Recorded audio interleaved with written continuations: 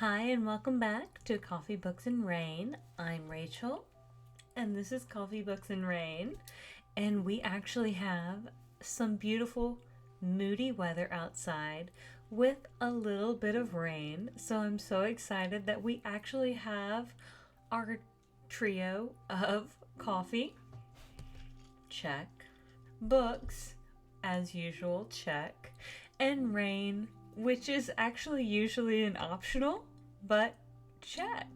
So, we are coming at you with all three today, with hopes that maybe you guys have all three, but hopefully you are at least cozy. Hopefully, you all are having a good day and you're in a good space. If not, I hope it gets better. I hope things are going to turn around for you. And I hope that you're in a space that you just want to talk about books. But today's book from Coffee, Books, and Rain from me is going to be The Ravenswood Witch. So September kind of kicked off where I wanted to talk about some spooky vibe books.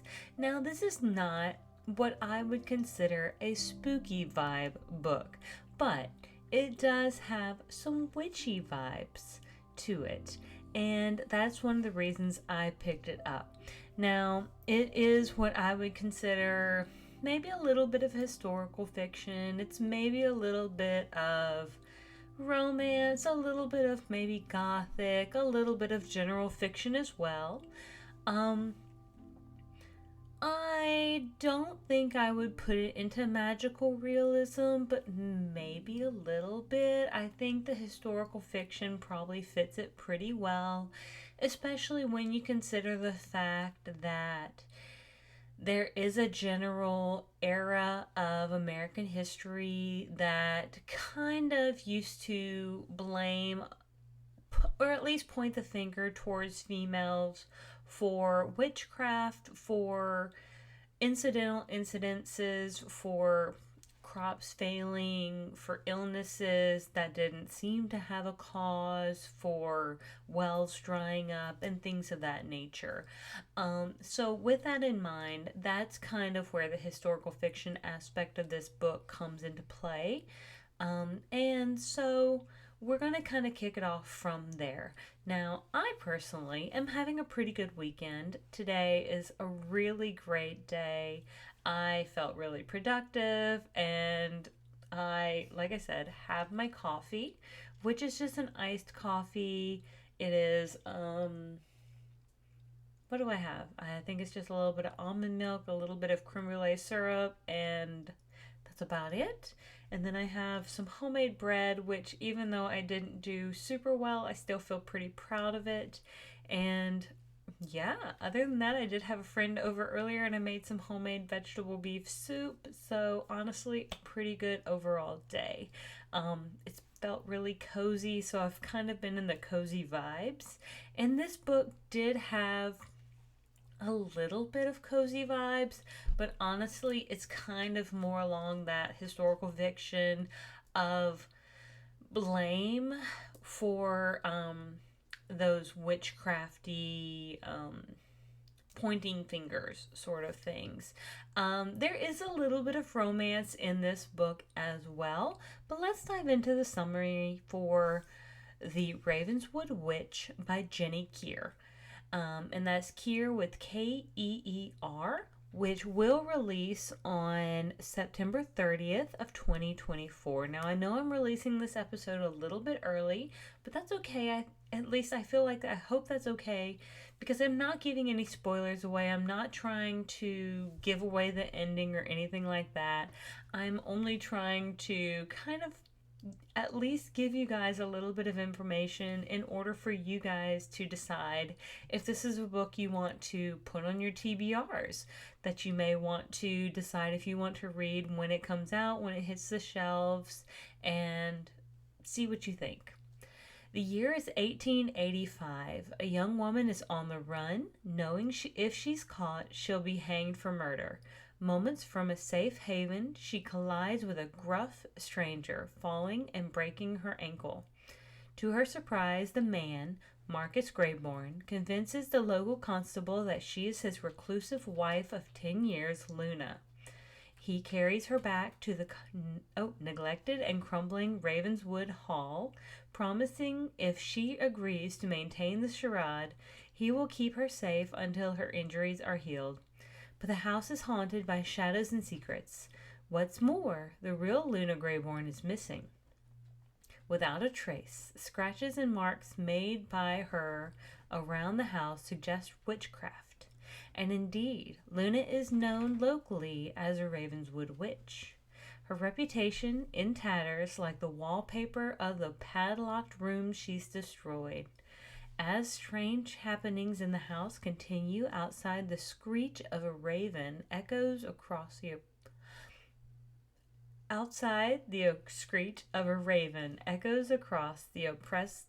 oppressive woods that seem alive with dark magic.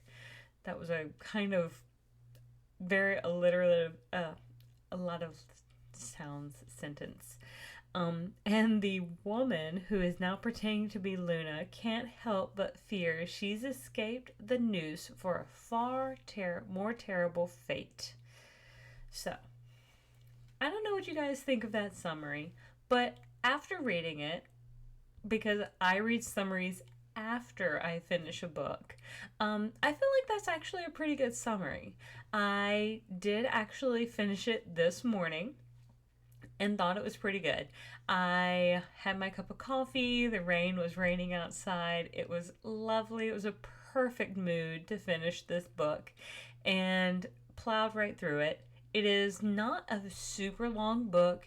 It is only about 350 pages in a paperback book, and so I think I was able to plow through it in about 2-3 hours-ish, probably something around there.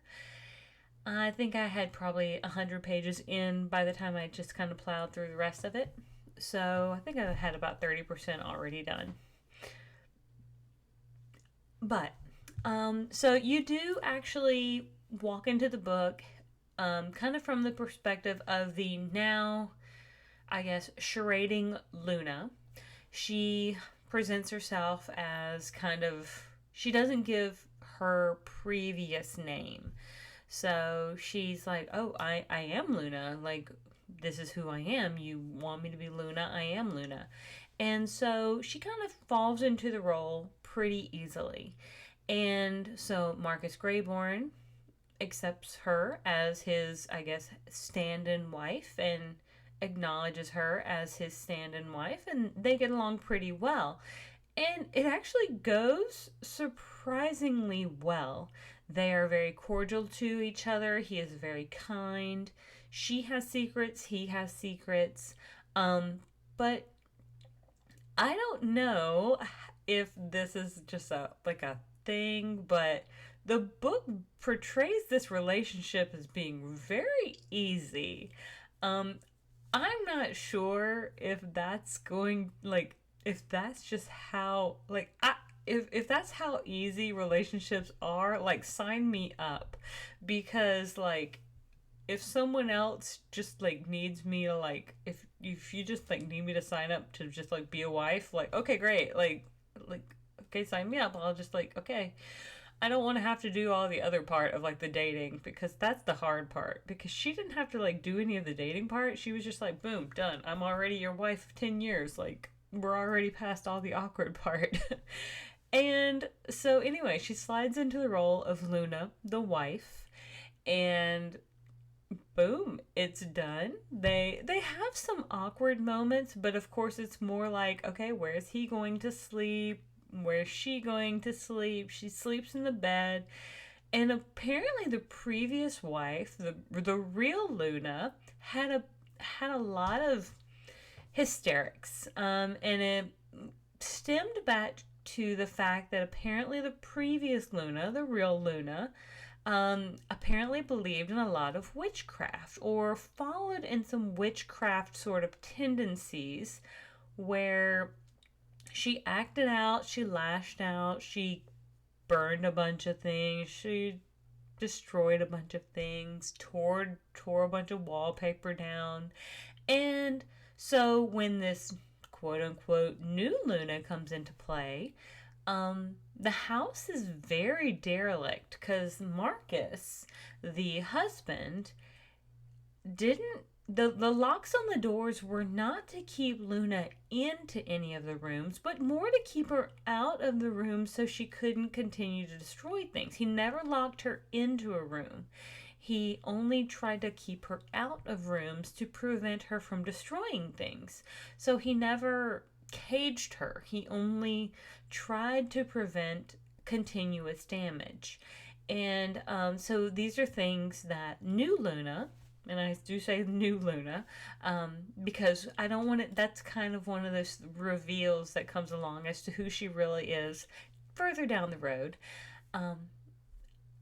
in other chapters. So there is chapters that kind of come in between. We do get chapters that are called Eloise.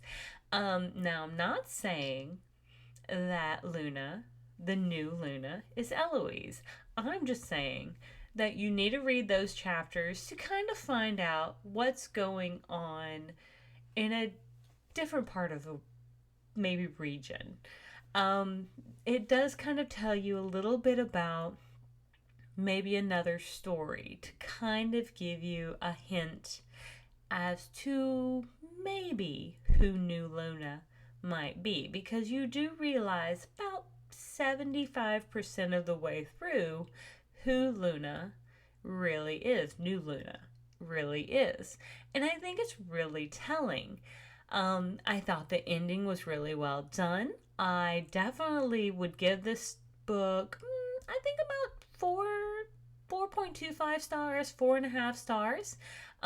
So I will probably round it up. I thought it was really clever. I like a good witchy book. Now, this is not as witchy as I think it could have gone, but in a really clever way. So, yeah, I approve. I approve. I think it didn't follow the trope I thought it was going to follow, and I applaud that. And maybe that's why it doesn't get some of the reviews that I think I thought it would get when I looked at Goodreads, is because I think some people were expecting something different from this book, and I didn't walk into this book with any expectations. I let this book kind of give me its own sort of expectations, or give me its own story, because the only reason I picked up this book is three expectations.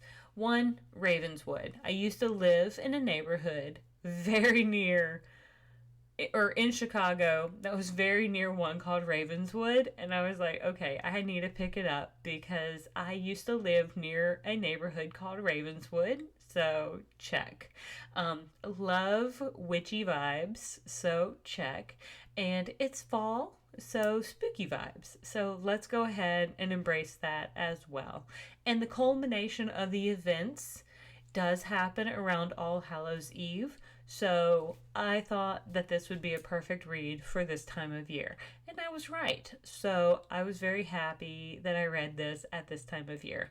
Now, it does span, the time frame for this book does span about 6 months, from about April to I think about September. Yep, that's about right. April to September is about 6 months. Now, for one, that's a bit quick for a romance for me. My personal opinion, that's a bit quick for a romance for me. So, a little sketchy on that. A bit quick in my personal opinion, but I am a modern girl, and I don't know what courting was like back in 1885. Maybe that was a long courtship, but my personal opinion is that 6 months is a very short courtship. However, in 1885, that may have been a long courtship, and maybe they are perfectly fine. But, however, on paper, they had already been married 10 years, so heck it. I guess. Anyway, I really liked it. I guess new Luna and Marcus can now live a very happy life depending on how this story plays out. I liked it. I thought the ending was pretty clever. I can't wait for you guys to figure out how it plays out for yourself, and I wonder if you guys will pick it up when it comes out. I will say it was kind of romance heavy, but it is not spicy. There are not spicy moments in it. You will not get any level of habaneros in here. My friend Hannah, who I have a podcast with, loves her habaneros, and when I say habaneros, that is the spicy levels, and she loves some of those really fun details, as I should say. You're not gonna get those in here. This is gonna be cute, quaint, and this is gonna be all surface level. You're not gonna get any of the juicy bits in this book. This is going to be pretty much lights out, and then you're just going to have to just imagine it for yourself. Otherwise, it's cute. There is some drama. There is going to be just a little bit of angst, but it's a witchy book, so you're going to have a little bit of angst. You're going to have a little bit of rock throwing. You're going to have a little bit of like pointing fingers and being like, she's a witch. So you're gonna have some town people like being upset. Other than that, let me know what you think. And until next time, I hope I see you on the next page. And until next time, I hope you like, I hope you subscribe, and I hope I see you really soon. Thank you, and have a great day. Bye.